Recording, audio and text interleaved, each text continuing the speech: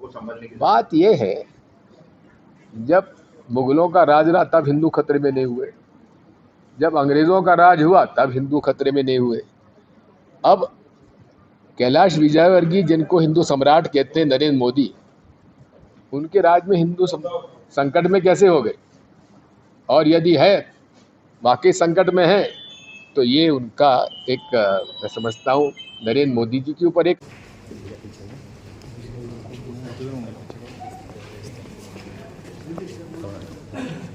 पीछे भाई, पीछे पीछे पीछे पीछे। हाँ, नीचे बैठ जाओ।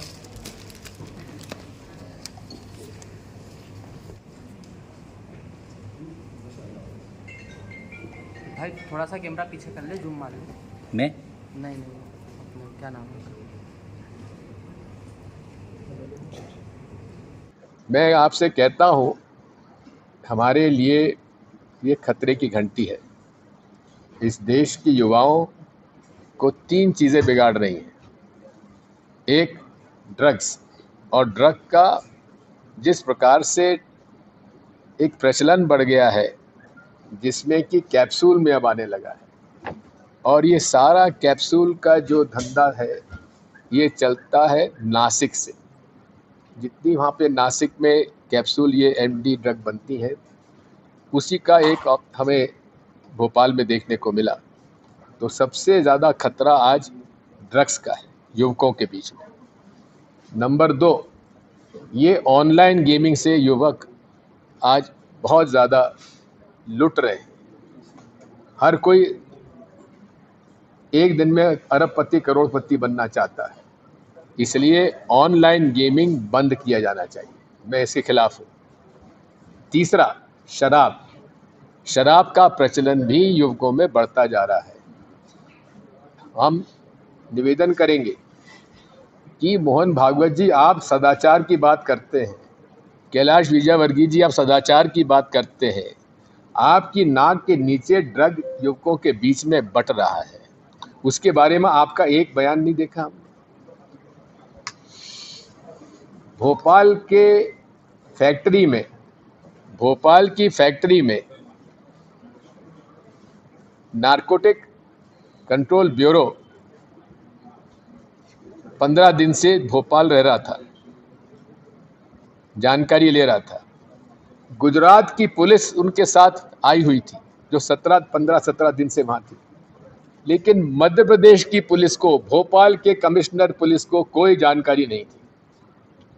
और मुझे बताया गया है कि एडिशनल डीजी स्पेशल ब्रांच, उसका पद खाली है, पद नहीं भरा गया। ये हम लोगों के लिए बहुत बड़ा एक कलंक है कि हमारे राजधानी में मुख्यमंत्री और डीजीपी और कमिश्नर पुलिस के नाक के नीचे ड्रग फैक्ट्री, जिसमें कि 1800 करोड़ का ड्रग पकड़ा गया, उसमें गुजरात की पुलिस को मध्य प्रदेश की पुलिस पे भरोसा नहीं था। नार्कोटिक कंट्रोल ब्यूरो के अधिकारियों को मध्य प्रदेश पुलिस पर भरोसा नहीं था। क्यों भरोसा नहीं था? क्योंकि उनको शक इस बात का था कि सब मिले हुए हैं, उनको जानकारी मिल जाएगी। ये हमारे लिए, मध्य प्रदेश के नागरिकों के लिए एक शर्म की बात है। सर, इसी से जुड़े हुए 2 सवाल।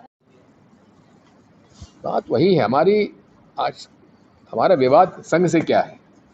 ये देश सबका है, भारत का संविधान सबका है, सबको अधिकार देते हैं। वो ये क्यों नहीं कहते कि भारत के हर नागरिक को एक रहने की आवश्यकता है, नेक रहने की आवश्यकता है। ये भारत की सबसे बड़ी ताकत अनेकता में एकता है।